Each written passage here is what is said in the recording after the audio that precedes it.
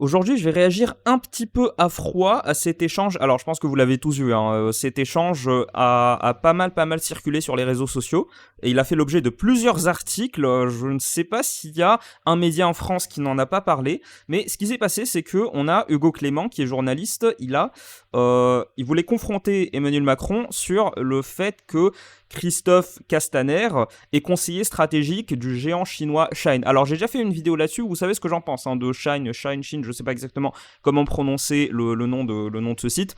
Vous savez ce que j'en pense. En ce moment même, on a le Parlement qui travaille activement sur une loi qui vise spécifiquement Shine. Alors, c'est une loi qui est plutôt là pour viser les géants de la fast fashion, mais en fait, même les journalistes et les éditorialistes l'appellent la loi anti-Shine, parce que c'est clairement contre Shine que les travaux parlementaires se sont faits. Et on a Macron, visiblement, qui est pas trop d'accord avec les tactiques de certains journalistes, qui consistent à le mettre devant ses contradictions, c'est-à-dire le fait de défendre Monsieur Christophe Castaner, qui était ministre de l'Intérieur pendant le moment des Gilets jaunes aussi. Alors, ministre de l'Intérieur, à part Bruno Retailleau, je pense que ceux qui sont ministres de l'Intérieur savent très bien que leur cote de popularité va énormément baisser. Le ministre de l'Intérieur, c'est quelqu'un qu'on envoie au casse-pipe. Il est là, généralement il est plus de droite, il est plus conservateur et plus autoritaire que le président de la République, ça c'est historique en République française, il n'est pas là pour se faire aimer. Le problème, c'est que Macron, quand on l'a mis devant le fait accompli, on lui a dit qu'est-ce que vous pensez du fait que Castaner, maintenant, il défend Shine, il est activement le lobbyiste en faveur de Shine, alors que le Parlement fait tout pour limiter l'impact que ce soit sur l'environnement, sur la santé, sur le côté social, sur le côté droit du travail, plein d'aspects qui sont clairement très très problématique vis-à-vis de Shine. Macron s'est un peu emporté quand on lui a fait la remarque, on lui a dit que Castaner, son pote, l'ancien ministre de l'Intérieur, sous sa présidence, là maintenant il est en train de bosser pour Shine. En fait, il y a des conflits d'intérêts qui sont très clairs. Il y a même cet article, restez jusqu'à la fin parce que c'est important, ça sera très important de parler de cet article de l'Humanité. Pourquoi Shine et Christophe Castaner sont visés par un signalement adressé aux gendarmes des lobbies, donc la haute autorité pour la transparence de la vie publique. On va y revenir après, pour l'instant on va voir cette vidéo. Alors, avant de poursuivre, surtout appuie sur le bouton j'aime pour favoriser ma vidéo sur l'algorithme et partage cette vidéo si t'aimes bien les vidéos comme ça où je parle d'actualité un peu à froid. Et surtout, si tu veux rater aucune des vidéos, franchement, il faut s'abonner. 70% de ceux qui regardent mes vidéos au quotidien ne sont pas abonnés à la chaîne. Pour ne rater aucune des vidéos, abonne-toi, c'est gratuit. Donc je vous propose de commencer à visionner cette vidéo. Les politiques aussi, Monsieur le Président, leur rôle à jouer. Et justement, qu'est-ce que vous dites à cet homme que vous connaissez bien, qui a été l'un de vos proches, il a même été votre ministre de l'Intérieur.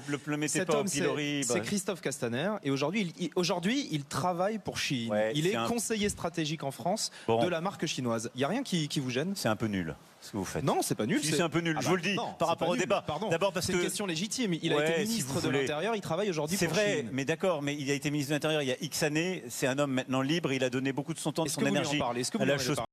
Ouais, mais bon, on sait très bien que quand des gens accèdent à des positions ministérielles, quand des gens accèdent ne serait-ce que à des cabinets ministériels, voire même à tout simplement des postes administratifs, on sait très bien que après les postes qu'il va obtenir, on sait très bien qu'il y a toujours un conflit d'intérêts. On parle de pantouflage, de parachute doré, de plein de trucs. Bon, on va pas détailler ça dans cette vidéo, mais le fait de séparer la carrière actuelle des gens, des anciens politiciens, avec les fonctions qu'ils ont occupées, pour moi, je trouve ça très malhonnête. On sait que c'est faux.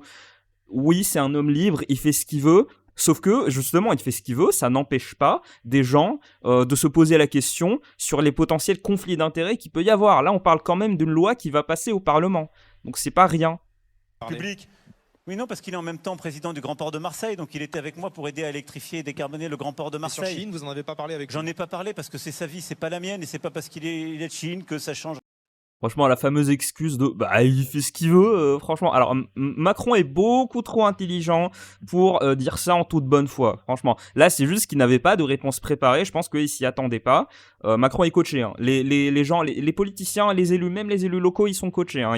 Ils s'entraînent à parler, ils s'entraînent à répondre aux questions des journalistes, même les questions. En fait, quand on est un politicien et qu'on est face à des journalistes comme ça, les questions auxquelles on répond sont beaucoup moins perverses que les questions auxquelles on est entraîné à répondre. Il est prêt à tout, sauf que là, il n'était pas prêt, ce qui fait que il s'est un peu emporté et voilà. Changera quelque chose au schmilblick. Quand même, vous êtes en train de dire qu'il faut lutter contre Chine et contre la fast fashion. Mais je dis que il y a chacun... un de vos anciens fidèles qui travaille pour eux. Non, mais en vrai, si vous voulez mettre des gens en pilori, ce que vous êtes en train de faire, si vous passez son image à l'écran, on pose la question. Je trouve ça juste nul par rapport au débat. C'est un ancien ministre. Oui, les journalistes doivent assumer le fait que des fois, on essaie de mettre des gens sur le pilori comme ça. C'est pas parce qu'on le qualifie avec cette expression que ça change quoi que ce soit. Pour une fois, franchement, je suis très très content que ce journaliste, alors Hugo Clément, je ne le connais pas particulièrement, il y a moyen que idéologiquement on soit pas du tout d'accord, mais là franchement, je suis très content qu'il ait agi comme ça. C'est super important d'avoir des journalistes qui mettent les politiciens face à leurs contradictions et qui relèvent des cas comme ça. On parle quand même de conflit d'intérêts, c'est à peu près au même niveau qu'un scandale de corruption, hein. C'est très très grave. Donc c'est un peu frustrant d'avoir Macron qui d'habitude il se débrouille très très bien face à ce genre de questions, avec la fameuse tactique dont je vous ai parlé, c'est-à-dire de commencer une ébauche de réponse, ensuite poursuivre sur le travail qui est fait actuellement par les élus de son camp. C'est la tactique principale des ministres, des députés, des élus en général centristes. De la trempe de Macron, Bayrou et Monsieur Lombard aussi, voilà, c'est la tactique qu'ils utilisent tout le temps, sauf que là, visiblement, Macron, ça lui a pas trop plu. Les journalistes doivent assumer le fait que des fois, ils veulent tirer les verres du nez aux politiciens. Et là, il y a Macron, Castaner, c'est son pote quand même. Je sais pas si Macron aimait beaucoup Castaner, je pense que rien que le fait qu'il l'ait mis à l'intérieur... Peut-être que ça montre qu'il l'aimait pas trop en général, mais voilà, c'est super important. Donc pour une fois, je suis content. En fait, je suis limite content que, en termes de transparence, je suis limite content que Macron se soit emporté comme ça parce que ça révèle qu'en fait, il n'a pas la réponse à la question parce que Castaner, dans le cadre de Shine, est indéfendable. d'État, il travaille désormais pour un géant de la fast fashion. C'est légitime de poser la question. On a une haute autorité de la transparence de la vie publique qui est déjà, par rapport à tous les pays du monde, qui fait que tous les ministres, tous les parlementaires, tous les maires, tous ceux qui servent la République, c'est très compliqué de retrouver une vie normale pour eux dans leur secteur d'activité. Et après, pour beaucoup d'entre eux, c'est très dur de trouver un job. Vous pensez qu'il n'a pas eu le choix qu'il n'a pas eu le choix de trouver un autre boulot. J'ai pas eu la discussion avec lui, mais je ne suis pas là pour le juger lui. Et donc, je n'ai pas envie de rentrer dans ce débat un peu stigmatisant et un peu personnel. Je trouve que les débats méritent mieux que ça, si vous me permettez. Et voilà. Absolument pas. Le débat, il est au niveau auquel il devrait être. Tous les journalistes devraient faire ça. Tous les journalistes devraient, à chaque fois qu'on a un politicien devant nous, qu'importe le camp, qu'importe l'idéologie, qu'importe le parti, tous les politiciens devraient être mis face à leurs contradictions. Ils devraient pouvoir justifier ce genre de choses.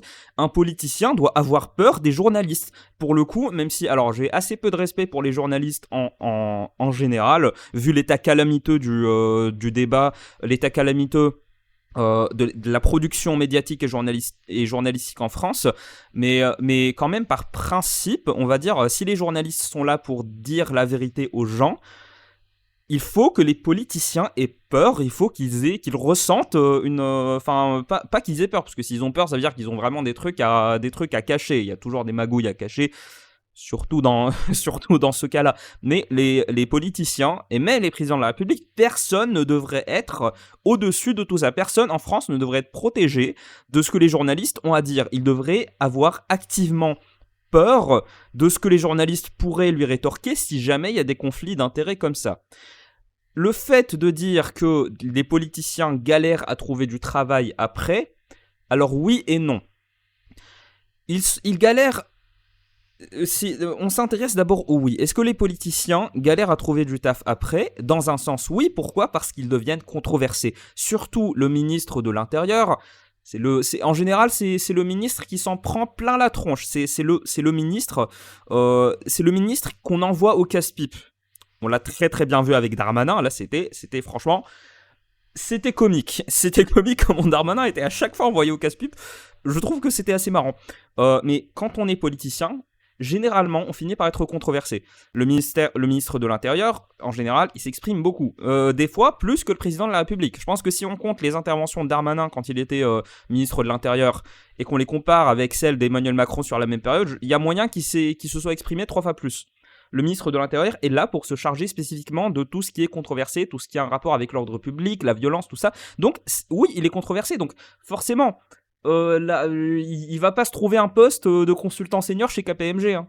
Il va pas se trouver un poste de communicant, de truc, de cadre qui est affiché comme ça publiquement. Non, c'est mort, c'est impossible. Le cas le plus extrême auquel je peux penser, bien évidemment, c'est Marine Le Pen. Marine Le Pen, elle ne peut pas trouver de taf normal aujourd'hui en France parce qu'elle est trop controversée. Castaner, exactement la même chose, il est trop controversé. Darmanin, pareil. Borne aussi, Elisabeth Borne. Pareil, qui a été envoyé au casse-pied par Macron pour défendre l'usage de l'article 49.3 de la Constitution. Voilà, tous ces politiciens, ils sont très très très controversés. Même, alors François Hollande peut-être un peu moins, mais je pense à Olivier Faure, Mélenchon, c'est peut-être que c'est le moins employable de tous. Voilà, ils sont pas employables. Comme tout le monde, ce ne sont plus des profanes. Alors oui, pour le coup, ils ne trouveront pas de travail comme le commun des mortels. Le commun des mortels. La subtilité, c'est qu'ils ne font pas partie du commun des mortels. Ils n'ont jamais eu vocation à en faire partie. Donc, qu'est-ce qui se passe ? Ils trouvent des postes grâce aux potes qu'ils se sont faits pendant qu'ils étaient politiciens. Pendant ou après ou avant. Surtout pendant. Ce phénomène est très très très connu. Par exemple, on a eu Bruno Le Maire qui a été payé, je crois, 2000 euros par mois ou un truc comme ça, par cours. Il a été payé pour donner des cours, je crois, dans une fac ou dans une école de commerce, je m'en souviens plus. Mais il a quand même été payé pour ça et la paye qu'il percevait était bien supérieure en termes horaires au commun des mortels. Les postes que les ministres, que les députés finissent par occuper, même les plus controversés, bah si, ils arrivent à trouver des trucs. Et là, en l'occurrence, Christophe Castaner, il n'a pas arrêté d'occuper des postes dans des conseils d'administration, auprès d'entreprises, auprès de trucs comme ça, après qu'il ait été ministre. Donc franchement, là, la vidéo qu'on a, le président de la République est en train de mentir. Je sais pas comment qualifier ça. Pour le coup, le fait de dire Castaner, vous pouvez pas le mettre au pilori parce que de toute façon il galère après pour trouver un taf. Non, stop. Et même s'il galérait pour trouver un taf avec tout l'argent qu'il encaisse, franchement, on va pas venir me faire croire que c'est les politiciens après que ceux qui ont occupé des fonctions ministérielles galèrent à trouver un taf et qu'ils galèrent tout court. Franchement, faut arrêter. C'est quasiment du mensonge. Alors, on va revenir sur la vidéo. Je trouve que les débats méritent mieux que ça, si vous me permettez. Et voilà. Non, les débats ne méritent pas mieux que ça. Les débats sont exactement là où ils devraient être. Quand on a une situation comme la situation désastreuse que Shine cause aujourd'hui, autant en termes économiques, social, en termes faut voir ce qu'ils font en Chine. C'est quand même une entreprise chinoise. En termes de droit du travail, en termes d'éthique, en termes de respect de la personne humaine, ils sont à des années-lumière de ce qu'on pourrait exiger décemment d'une marque qui a autant de parts de marché. Donc, les débats sont exactement là où ils devraient être. Alors, je suis désolé pour le coup, là, je donne beaucoup plus mon avis, mais je trouve assez frustrant. Macron, il a, dans ces dernières interventions, il a été systématiquement méga frustrant, parce que je me dis, mais c'est pas possible qu'un président de la République dise des choses comme ça. Franchement. Je sais pas, faut qu'on me dise, est-ce que l'affaire Shine a fait l'objet d'une commission au Sénat? Je serais très curieux de savoir parce que c'est une affaire à suivre de près. Je vous conseille d'aller voir la vidéo que j'ai réalisée là-dessus sur Shine, les raisons pour lesquelles Shine est attaqué en ce moment à juste titre. Je trouve que, alors même si on met de côté toutes les considérations écologiques, même si on met de côté ces considérations-là, il est inacceptable que Shine opère en France comme il opère maintenant. Alors, on va passer à cet article de l'Humanité. Je vais vous lire un paragraphe qui est très intéressant. Les Amis de la Terre, France et l'Observatoire des multinationales ont écrit le 23 mai à la Haute Autorité pour la transparence de la vie publique pour pointer de potentielles irrégularités dans les déclarations d'action de lobbying effectuées par Shine et ses sociétés satellites, mais aussi par des individus comme Christophe Castaner et sa société de conseil. Ce dernier intervient depuis la fin de l'année 2024 auprès du groupe chinois qui est devenu le porte-étendard de l'ultra fast fashion. Alors, les actions de lobbying qui sont faites par les cabinets de conseil en général quand on est lobbyiste, on est consultant. C'est pas un secret, hein, c'est vraiment un secret de polichinelle pour le coup. Quand on est lobbyiste, on est consultant et le conseil c'est une carrière favorite des politiciens, des gens qui occupent des postes très haut placés, autant avant leur mandat que après leur mandat. Alors j'en profite pour recadrer un petit peu. Surtout, il y a un truc dont on n'a pas parlé sur cette chaîne, c'est que Castaner, il a défendu Shine, en fait. Il a eu des déclarations où il a défendu Shine. Ça fait des semaines, voire des mois que l'affaire que l'affaire suit son cours. Et à plein de moments, Castaner, il a défendu ouvertement Shine contre les accusations qui lui sont faites. En général, moi je trouve que pour lui c'était une erreur. C'était une erreur parce que ça démontre clairement des différences en termes d'intérêt. Il y a clairement conflit d'intérêt là-dedans. Et je serais très curieux de savoir s'il n'y a pas eu des magouilles pendant qu'il était ministre. Il y a moyen. Ou alors pendant qu'il a occupé certaines fonctions. Il n'a pas fait que ministre, Castaner. Il a fait d'autres trucs avant. Donc, on a ce signalement qui a été fait parce que Castaner, il a tout fait pour qu'on parle de lui. Je ne sais pas si c'est fait exprès, mais il a tout fait pour être au centre de l'attention quand on parle de l'affaire Shine. Peut-être même que c'est une parade, on ne sait pas. Au-delà de ce contexte législatif particulier, certaines informations fournies à la haute autorité au titre de 2024 seraient soit manquantes, soit vagues ou douteuses, indique Le Monde. De ce fait, les interventions de Shine auprès des responsables publics ne seraient pas retracées, contrairement à ce que la législation et les lignes directrices de la haute autorité prévoient. C'est assez inquiétant. Ainsi, non seulement l'entreprise chinoise est floue lorsqu'elle déclare des actes de lobbying, mais la maison mère de Shine, Roadgate Business, a mené un plaidoyer lié à la PPL, proposition de loi, sur le cadre réglementaire relatif à l'empreinte environnementale de l'industrie textile, révèlent les associations à l'origine de la saisine. De plus, le coût d'autres actions de lobbying menées en 2024 n'aurait pas été intégré aux dépenses de lobbying déclarées par Roadgate Business. Enfin, les Amis de la Terre France et l'Observatoire des multinationales demandent que les rôles de l'ex-ministre Christophe Castaner, de l'ancienne secrétaire d'État Nicole Gage et de l'ex-dirigeant du MEDEF Bernard Spies soient clarifiés. Ces trois personnalités ont été recrutées en décembre 2024 officiellement pour conseiller Shine en matière de responsabilité sociale et environnementale. C'est l'hôpital qui soude la charité. Mais Pierre Condamine, chargé de campagne aux Amis de la Terre, a des doutes sur les réelles natures de leur mission. Nous demandons à la haute autorité de vérifier que M. Castaner et Spitz et Mme Gage n'ont pas effectué de représentation d'intérêt pour le compte de Shine. Si, moi je pense que si. Alors je vais éviter de me prendre un procès en diffamation, je vais tempérer mes propos, disons que tout indique qu'il y a eu conflit d'intérêts. Surtout que, faut pas se dire que tous les politiciens sont dans le même camp. Il y en a qui se font magouille et contre-magouille. Alors là, ensuite, on nous parle des accusations face aux autorités européennes. Et c'est pas très intéressant puisque je vous en ai déjà parlé. Alors, que faire de tout ça ? Pour moi, il y a clairement au moins nécessité d'enquêter là-dessus. Je ne sais pas s'il y a une commission qui a été faite. Pour l'instant, la seule commission qui a été faite, c'est au niveau européen. On a 85 à 95% des produits selon cette commission qui a été ouverte en février au niveau de l'Union européenne. Apparemment, ils ne respectent pas les normes intérieures en termes de produits, en termes de santé, en termes écologistes, en termes de tout ce que tu veux, en termes de qualité. Voilà. Sachant qu'on a 7000 nouvelles références par jour sur Shine, je vous laisse apprécier par vous-même l'impact que ça a. Surtout, on parle pas, je trouve, suffisamment du travail parce que pour le coup, c'est une boîte noire. Shine est une société qui est protégée par la Chine. Et la Chine, en termes de travail, qui est-ce qu'ils emploient ? Dans quelle mesure ? Est-ce qu'on peut réellement qualifier ça de travail digne ? Je ne sais pas. Dans tous les cas, c'est assez inquiétant. Et voilà, je voulais revenir sur cette vidéo vite fait.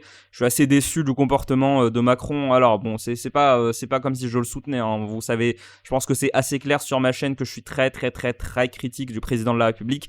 Mais pour le coup, le fait de s'emporter comme ça face à un journaliste qui veut juste lui tirer les verres du nez, à la place de s'emporter, il aurait dû tout simplement dire un autre truc. Franchement, n'importe quoi aurait été moins stupide que ce qu'il a fait pour le coup. Voilà, je crois que c'est tout. Abonne-toi si tu veux rater aucune des vidéos de ce genre-là.